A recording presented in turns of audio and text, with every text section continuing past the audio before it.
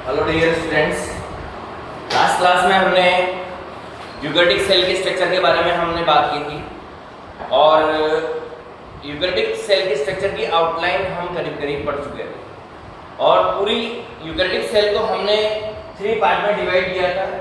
3 part कौन से? Number 1 उसमें थी सेल बाउंड्रीज एंड नंबर 2 जो था वो साइटोप्लाज्म और नंबर 3 न्यूक्लियस। 3 पार्ट में हमने डिवाइड किया था और इनकी बेसिक नॉलेज मैं आपको दे चुका था, थोड़ी जानकारी मैं इनकी आपको दे चुका था कि सेल बाउंड्रीज क्या होती है, साइटोप्लाज्म के अंदर क्या होता है, कौन सी चीज़ें इसके अंदर इंक्लूड है और न्यूक्लियस के कौन से पार्ट्स होते हैं, किस से मिलकर ये बना होता है, ये सारी जानकारी हमारे पास बेसिक नॉलेज आपके पास है।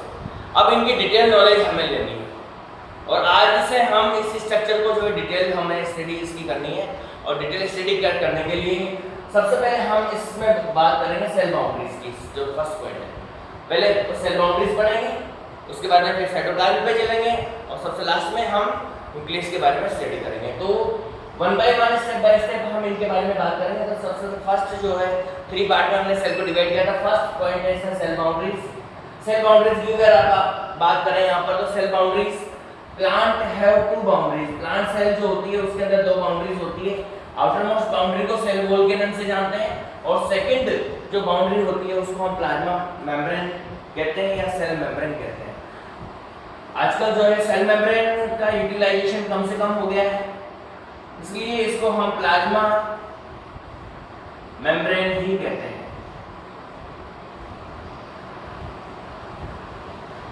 तो प्लाज्मा मेम्ब्रेन ही कहेंगे, सेल मेम्ब्रेन भी सही है, गलत नहीं है, सेल मेम्ब्रेन भी आप कह सकते हैं, लेकिन जनरली जो यूज किया जाता है वो वर्ड प्लाज्मा मेम्ब्रेन ही यूज किया जाता है, तो आप प्लाज्मा मेम्ब्रेन ही कहेंगे इसको। जबकि जो एनिमल सेल है, एनिमल सेल के अंदर फर्स्ट बाउंड्री प्लाज्मा मेम्ब्रेन होती है, यानी कि वहाँ सेल वॉल एब्सेंट होती है और इसी वजह से एनिमल सेल, एनिमल और प्लांट की जो स्किन होती है उसमें डिफरेंस होता है। आपको पता होगा प्लांट जो होता है उसकी स्किन कितनी रफ होती है और एनिमल की स्किन कितनी स्मूथ होती है। रफ स्किन होने के पीछे ये सेल वॉल है। हार्डनेस जो आती है उसकी स्किन में, वो हार्डनेस जो आती है वो सेल वॉल की वजह से आती है और हमारी स्किन या एनिमल्स की स्किन के अंदर जो स्मूथनेस होती है वो इसकी वजह से होती है कि उसके ऊपर सीधी डायरेक्ट प्लाज्मा मेम्ब्रेन होती है। ठीक है, तो प्लांट के अंदर रिजिडिटी आती है या हार्डनेस आती है वो सेल वॉल की वजह से होती है।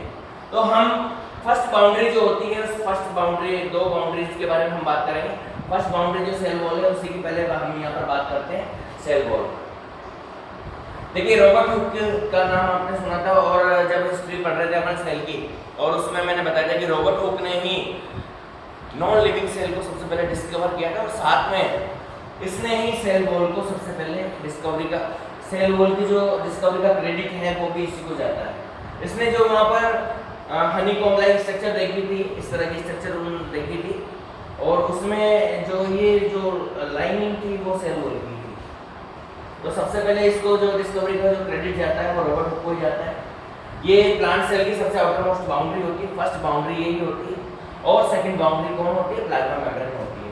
तो आउटर मोस्ट बाउंड्री की हम यहाँ पर बात करेंगे। इसका जो मेन फंक्शन है प्रोटेक्शन करने का काम। ये रिजिडिटी सेल को जो है रिजिडिटी प्रोवाइड करती है। सेल रिजिड होती है वो इसकी वजह से होती है। सेल साइज और शेप जो बढ़ती है वो इस सेल की साइज और शेप जो मेंटेन रहती है वो भी सेल वॉल की वजह से होती है, यानी प्रोटेक्शन और मेंटेनेंस ये दोनों चीजें जो है सेल वॉल ही करती है।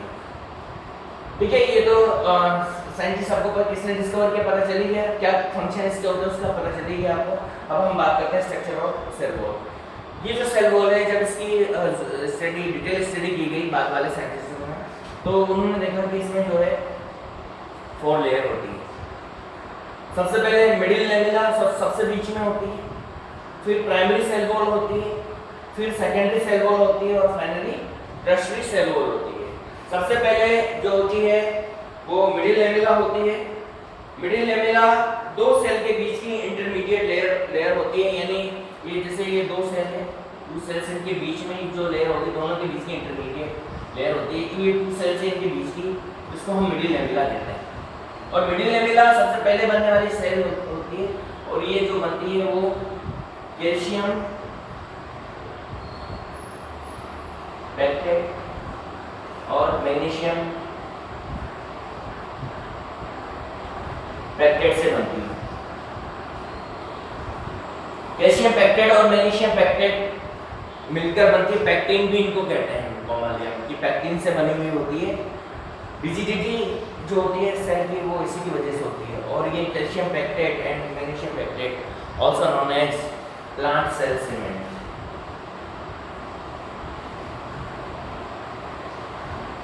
सीमेंट जानते हैं आप क्या काम करता है? मकान बनाते हैं जब सीमेंट टू ब्रिक्स को जोड़ने का काम करता है, और उसी तरह से ये जो है कैल्शियम पेक्टेट और ये मिडिल लेमेला जो होती है टू सेल को ऐड करने का काम करती है। इस वजह से इसको प्लांट सेल सीमेंट भी कहा जाता है, क्योंकि जो प्लांट सेल्स होती है दो प्लांट सेल होती है, उनके बीच में जो लाइन होती है वो मिडिल लेमेला की होती है, और वो कैल्शियम पेक्टेट और मैग्नीशियम पेक्टेट की बनी होती है।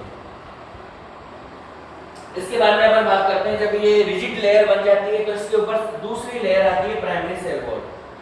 ये बेसिकली सेलुलोज की बनी होती है, मेनली सेलुलोज होता है, और कुछ अमाउंट में इसके अंदर हेमीसेलुलोज वगैरह भी होता है, और इसकी थिकनेस बहुत कम थिकनेस होती है इसकी, सब तरफ बनती है जब बनती है। और कैल्शियम सेलुलोज का डिपोजिशन होता है, सब पे होगा इन पे, यानी कि ये सेल वॉल जो है इसकी थिकनेस बढ़ जाएगी। ये प्राइमरी सेल होती है, ये जो डिपोजिशन होता है यहाँ पर एक कैल्शियम पेक्टेट मैग्नीशियम पेक्टेट का डिपोजिशन यहाँ पर होता है।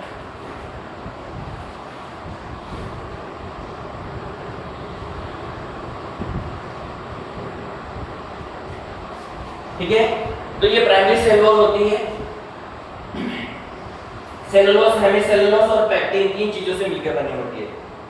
ठीक है, थिकनेस ज्यादा बड़ी नहीं होती है। और तीसरी जो इसमें वॉल होती है वो सेकेंडरी सेल वॉल होती है। ज्यादातर के अंदर जो रिजिडिटी आती है वो सेकेंडरी सेल वॉल की वजह से होती है। इसकी थिकनेस बहुत ज्यादा होती है, और maximum area secondary cell wall ही कवर करके रखती है। इधर भी मैक्सिमम एरिया जो है सेकेंडरी सेल वॉल कवर करके रखेगी।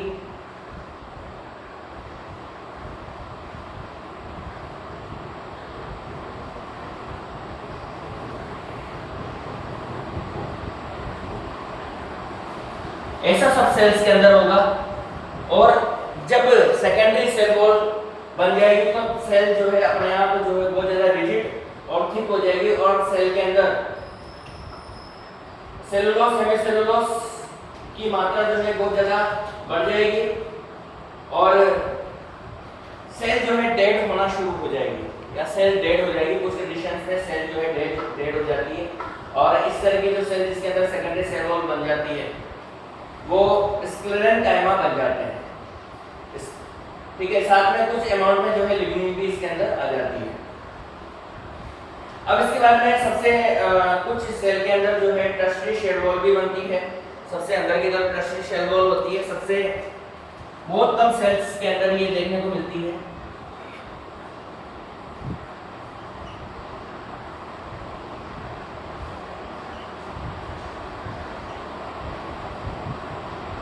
और ये भी सेलुलोज हेमीसेलुलोज पैक्टिन तो होता ही होता है। सेलुलोज हेमीसेलुलोज पैक्टिन तो सबके अंदर रहेगा, फर्स्ट सेकंड थर्ड सबके अंदर सेलुलोज हेमीसेलुलोज पैक्टिन तो होता ही होता है।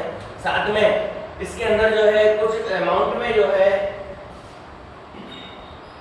जाइलिन आ जाता है, जिसकी वजह से ये बहुत ज्यादा रिजिड और हार्ड हो जाती है। और इस तरह से आप देख सकते हैं कि दो सेल के बीच में जो है मैक्सिमम हिस्सा जो है सेल वॉल के द्वारा ही कवर हो जाता है, और बहुत थिकनेस इनके अंदर हो जाती है। जस्ट लाइक हमारे हाउस के अंदर 2 रूम्स होते हैं उनकी तरह होती है।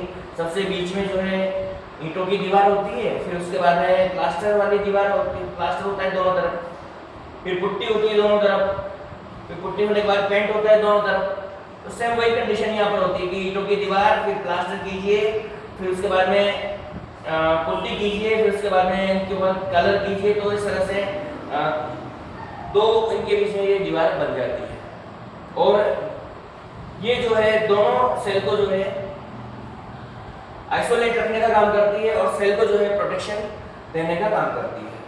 अब जब बात आती है कि ये जब सेल के बीच में इतनी मोटी दीवार होती है तो फिर इनके बीच में कनेक्शन कैसे होता है, कौन सी चीज होती है जो इनको आपस में जोड़े रखती है।